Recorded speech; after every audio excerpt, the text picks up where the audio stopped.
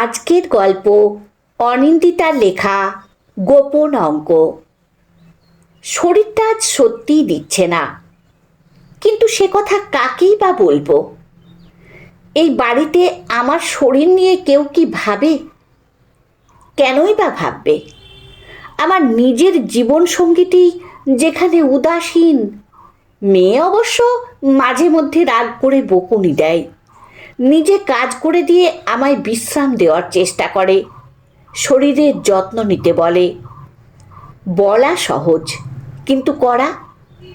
যে সংসারে মা মেয়ে দুজনের অবস্থানই নড়বড়ে, সেখানে খানিক বিশ্রামের আশা করা তো বাতুলতা মাত্র। জামা কাপড়গুলো ছাদ থেকে তুলতে হবে, সন্ধে হয়ে আসছে। আজ ক্লান্ত লাগছে বড্ড, হাঁটতে গেলে মাথাটা টলে যাচ্ছে, শরীর যেন আর চলছে না। আজ দুপুরে সবার খাওয়ার পর হাঁড়িতে অল্প ভাত আর ডালের তলানি পড়েছিল। মাছ উঠে গেছে আগে ভাগেই। ভেবেছিলাম গ্যাস জ্বালিয়ে একটা ডিম ভেজে নেব, কিন্তু নিজের জন্য রান্না করতে আর ইচ্ছে করলো না। এ বাড়িতে বড় বউ হয়ে আসার পর থেকে সংসারের যাবতীয় কাজের দায়িত্ব কাঁধে তুলে নিয়েছি, নিতে হয়েছে। এখন মুক্তি চাইলেই বা দিচ্ছে কে? দুপুরের মিনিট 20 সময়টা এপাশ ওপাশ করেই কেটে গেল। উঠে দাঁড়িয়ে ক্লান্ত পদক্ষেপে সিঁড়ির দিকে পা বাড়ালাম। মাথাটা যেন আজ একটু বেশি। কয়েক পা গিয়ে আর পারলাম না, পড়ে গেলাম। চেতন অবচেতন স্তরে দাঁড়িয়ে মনে পড়ে যাচ্ছিল এ বাড়িতে প্রথম দিন বউ হয়ে আসার কথা। নতুন শাড়ি গয়নায় সেজে দুচোখ জুড়ে স্বপ্ন সাজানোর কথা। শাশুড়িমাও বলেছিলেন, বাড়ির বড় ছেলেকে বিয়ে করেছ, নিজের জিনিস বুঝে নেওয়া ছেড়ে পরিবারের লোকজনের ভালো থাকার দিকে মন দেবে। আমার বয়স হয়েছে, কাল থেকে রান্না বান্না সব দায়িত্ব তোমার। আমি চেষ্টা করব মা, বলেছিলাম মাথা নিচু করে। শাশুড়ি মা কিন্তু খুশি হননি। অমাবস্যার মেঘ ঘনিয়েছিল মুখে। এই মুহূর্তে বড় খোকাকে বিয়ে দেওয়ার কোনো ইচ্ছেই ছিল না। নেহাত তোমার বাবা জোর করলেন। বরের রোজগারকে নিজের ভেবে বসো না যেন। তোমাদের কি বিশ্বাস? বিয়ের আগে এক মূর্তি আর বিয়ের পর? খোকা কিন্তু আমার কথায় ওঠে বসে। যদি ভাবো। আরও কিছু বলার আগে বলে বসি, আপনি চিন্তা করবেন না মা, যেমনটি বলবেন তেমনটিই হবে। তাই যেন হয়, কথা আর কাজে যেন মিল থাকে। গম্ভীর মুখে চলে যান শাশুড়ি মা। ফুলশয্যার রাতে স্বামী কোনো মধুর কথা বলেনি, সোজাসুজি বলেছিল, আমাদের এই যৌথ সংসারে বিয়ে হয়ে এসে আবার আপনি কপ্নির হিসেবটা কষতে বসো না যেন। মনে রাখবে, আমরা প্রত্যেকে প্রত্যেকের জন্য। মা আমাদের পরিবারের মাথা, তার জন্যই তোমাকে এ বাড়িতে বউ করে নিয়ে আসা। তাকে যোগ্য সম্মান করবে, যা বলবে তাই শুনবে। মনে রেখো, সংসারে বড় বউয়ের অনেক দায়িত্ব। তোমার কারণে সংসারে যেন ভাঙন না ধরে। ঘাড় নেড়েছিলাম শুধু, মুখে কোনো কথা বলতে ইচ্ছে হয়নি। কি বা বলতাম আমি? ফুলশয্যার রাতে যে স্বামী ভালোবাসার কথা না বলে শুকনো কর্তব্যের বোঝা স্ত্রীর ওপর চাপিয়ে দেয়, তার জীবনে স্ত্রীর গুরুত্ব কত বুঝতে আমাকে বেগ পেতে হয়নি। বিয়ের দিন বাবা মাথায় হাত রেখে বলেছিল, দেখবি ছেলেটা খুব ভালো, তোকে যত্নে রাখবে। জৈবিক নিয়মে মুনায় জন্মেছে, বড় হয়েছে, সময় পেরিয়েছে। যৌথ পরিবারে প্রত্যেকে আমরা প্রত্যেকের তরে থাকার প্রোটোকল ভেঙে ছোট দেওর আলাদা হয়েছে। সেই নিয়ে বাড়ির বাকি সবার বড্ড অসন্তোষ। আমার স্বামীও বাদ নেই সেখানে। আমার অবশ্য ব্যাপারটা বেশ ভালোই লেগেছে। ছেলেটার সাহস আছে, নিজের স্ত্রীকে ভালো রাখার ইচ্ছে আছে। এত মানুষের ভিড়ে নবদম্পতির দম বন্ধ হয়ে আসতেই পারে। খুনসুটি করতে, পরস্পরকে বুঝতে, কাছাকাছি আসতে একটু যে নির্জনতা দরকার, তার চেয়ে ওরা নিজের মতো বাঁচুক, বাঁচুক আনন্দে, বাঁচুক প্রাণ ভরে। সবার সামনে মুখে কিছু বলতে না পারলেও মনে মনে আমি ওদের প্রাণ ভরে আশীর্বাদ করেছি। একটা চেঁচামেচির আওয়াজ আসছে না? এত চেঁচাচ্ছে কেন সবাই? একটু চুপ থাকলে কি ক্ষতি হয়? ক্লান্ত লাগছে, মাথাটা বড্ড ভার। বালিশ তুলে নিয়ে কান দুটো চাপা দিই আগে। চারপাশে বড় আওয়াজ, ভালো লাগে না। পালস দেখতে দেখতে ডাক্তার বলছেন প্রেশার লো, সুগারও ফল করেছে। চোখ টেনে দেখলেন একবার, হিমোগ্লোবিনও অনেকটাই কম। কয়েকটা টেস্ট দিচ্ছি, যত তাড়াতাড়ি সম্ভব করিয়ে নিন। এই রোগী ফেলে রাখবেন না, কমপ্লিকেশন বাড়লে নার্সিংহোমে অ্যাডমিট করাতে হতে পারে। কাউকে পাঠিয়ে এক্ষুনি ওষুধগুলো আনিয়ে নিন। কমপ্লিট বেড রেস্ট, মিনিমাম 1 মাস। দরকারে শুধু ওয়াশরুম যাবেন। আমি জানি আপনাদের যৌথ পরিবার, অনেক সদস্য।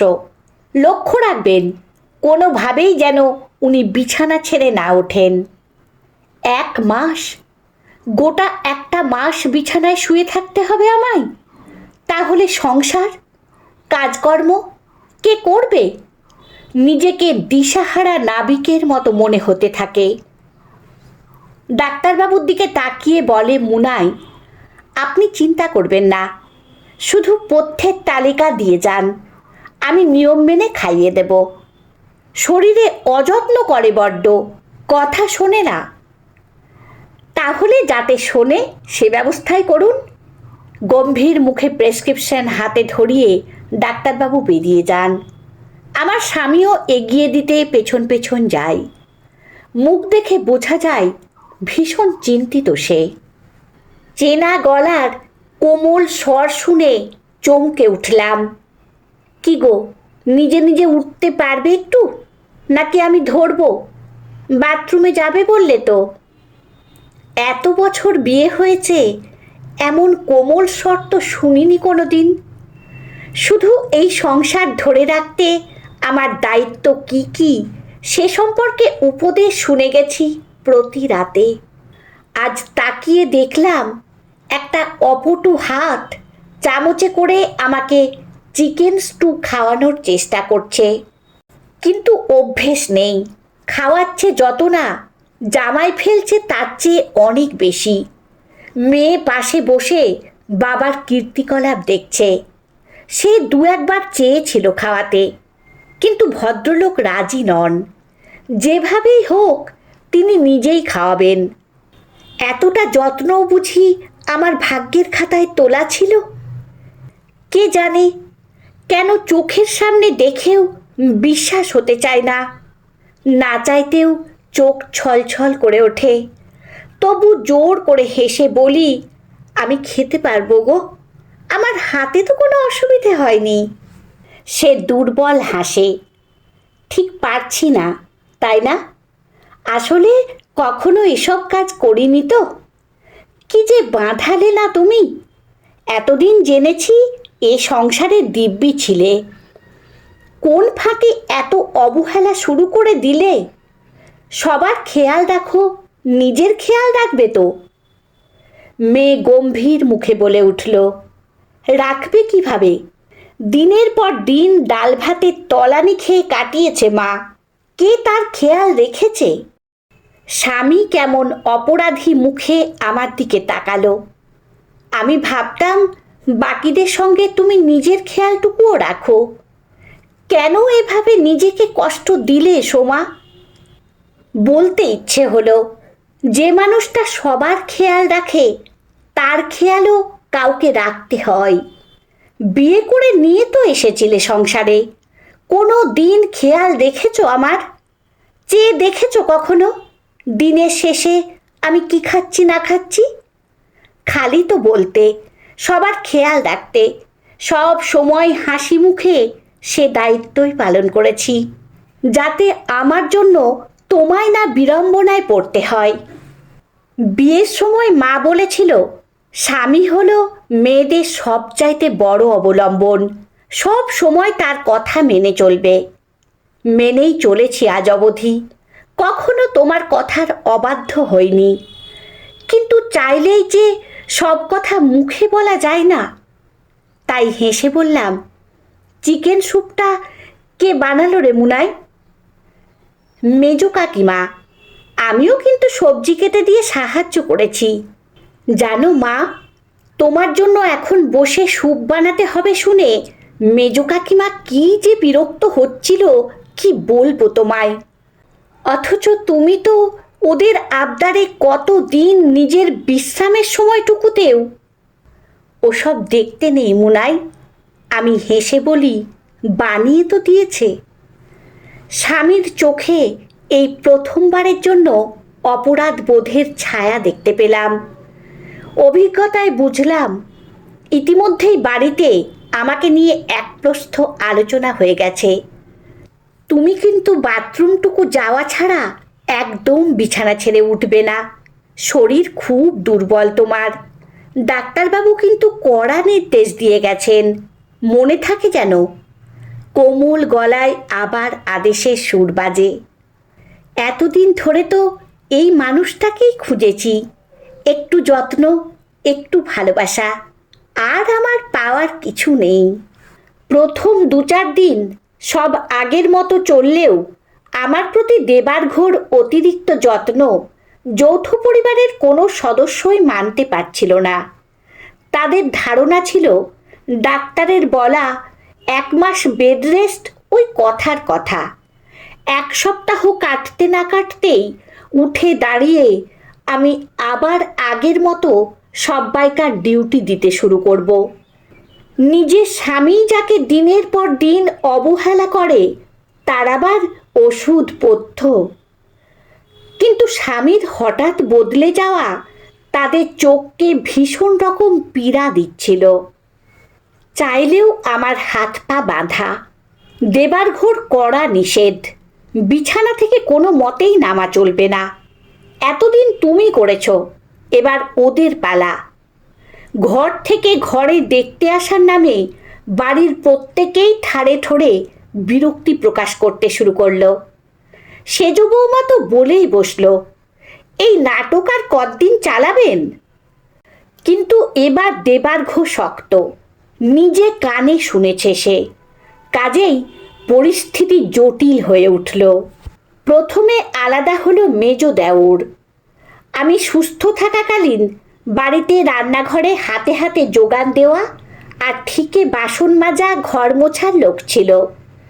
এখন রান্নার লোক, সাবান কাচার লোক, ঘর মোছার লোক রেখেও পরিস্থিতি সামাল দেওয়া যাচ্ছে না। আর এতজনের সংসার দেখে যে টাকাটা তারা দাবি করছে, তা মেটানো মধ্যবিত্ত আয়ের লোকেদের পক্ষে খুব একটা সহজ ব্যাপার নয়। কাজেই নিজের নিজের মতো আলাদা থাকাই ভালো বলে প্রত্যেকেই পিঠ দেখাতে শুরু করলো। বিয়ের রাতে স্বামীর পাখি পড়া করে বোঝানো প্রত্যেকেই আমরা পরের তরের থিওরিকে কাঁচকলা দেখিয়ে সেজ দেওরও আলাদা হলো। শাশুড়ি পড়লেন আতান্তরে। এতদিন অবুঝ বোকাশোকা বড় ছেলের মাথায় হাত বুলিয়ে বুঝিয়ে সুঝিয়ে খেতে দিয়ে না দিয়ে আমার ওপর সংসারের সব কাজের ভার চাপিয়ে আঁচলে রূপোর চাবি বেঁধে 51বর্তী সংসারের হাল ধরে রেখেছিলেন। কিন্তু বউয়ের শারীরিক অবস্থার অবনতি দেখে এবার বড় ছেলে স্পষ্টই বেঁকে বসেছে। অনেক বুঝিয়ে উপরোধ অনুরোধ করে যৌথ সংসার ভেঙে যাওয়ার ভয় দেখিয়েও কোনো রকম ফল পাননি। এবার সেও আসল সত্য বুঝে নিয়েছে। বাকিরা বুঝদার, আগে ভাগেই যে যার ভালো বুঝে সরিয়ে নিয়েছে নিজেদের। আমি তাহলে কোথায় যাব রে বড় খোকা? শাশুড়ির করুণ স্বর আমার কানে এলেও উঠে যেতে বা উত্তর দিতে ইচ্ছে হয়নি। অবহেলার আঘাত জমে থাকে, সময়ের সঙ্গে সঙ্গে ক্ষত বাড়ে, ফসিল হয় না। অপরাধীর মতো মুখ করে স্বামী বলেছিলেন, জানি যৌথ সংসার টিকিয়ে রাখতে গিয়ে আমি তোমার ওপর অনেক অন্যায় অবিচার করেছি, আমায় কি একটু ক্ষমা করা যায় না? মাকে কি আশ্রয় দেওয়া যায় না এই সংসারে? ভাগের মায়ের যে বড় কষ্ট সোমা, আমাদের মেয়েও যে বড় হচ্ছে। মাও ভালোই আছেন আমাদের সংসারে, কিন্তু ক্ষমা করতে আজও পারিনি। মুনায়কে আঁকড়ে ধরে আমিও আজকাল ভালোই আছি, তবে নতুন করে আর ভালোবাসতে পারিনি আঁকড়ে ধরতে। বুকের গভীরে যেখানে একসময় ভালোবাসা জাগত, দিনের পর দিন অবহেলা, আঘাত আর কর্তব্যের বোঝা টানতে টানতে কবেই সে যেন মরে গেছে।